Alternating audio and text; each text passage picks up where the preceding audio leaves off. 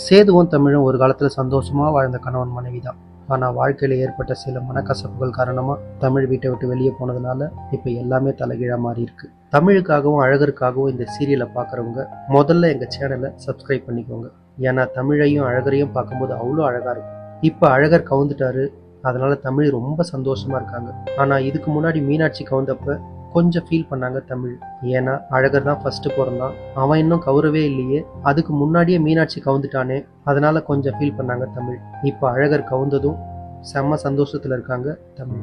என்னதான் மீனாட்சி அழகரை ஐஸ்வர்யா சந்தோஷமா பாத்துக்கிறான்னு சொன்னாலும் அவ பெத்த தாய் இல்லையே, அவ எப்படி சந்தோஷமா பாத்துக்க முடியும்? தமிழ் தானே பெத்த தாய். சேதுவுக்கும் ஐஸ்வர்யாவுக்கும் சண்டை வந்ததும் ஐஸ்வர்யா நேரா போய் அழகரை கொல்றதுக்கு போறான். சேதுவும் செம்ம கடுப்பாயி, என் குழந்தையே நீ கொல்றதுக்கு போறியா? என் குழந்தைக்காக தான் உன்னை நான் கூடவே வச்சிட்டு இருந்தேன், இப்ப நீ அவனையே கொல்ல போயிட்டியா? நீ வீட்லயே இருக்கக்கூடாது அப்படின்னு செம்ம கடுப்பாயி ஐஸ்வர்யாவை அடிச்சு வீட்டை விட்டு வெளியே துரத்திடுறாரு.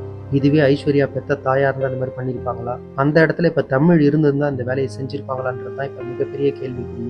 இப்ப ஐஸ்வர்யாவோட வாழ்க்கை அதை விட மிகப்பெரிய கேள்விக்குறியா மாறி போச்சு. தமிழுக்கு பிறந்த அழகர் இந்த சீரியல்ல ரொம்ப கவனத்தை ஈர்த்தாங்க. ஐஸ்வர்யா வீட்டை விட்டு வெளியே போயிட்டாங்க. இதுக்கப்புறம் என்ன ஆக போகுது? சேதுவும் தமிழும் திரும்பவும் ஒன்னா சேருவாங்களா? அழகரோட எதிர்காலம் எப்படி மாறப்போகுது? இந்த குடும்பத்துல இன்னும் என்னென்ன திருப்பங்கள் ஏற்பட போகுது? அடுத்த எபிசோட தவறாம பாருங்க.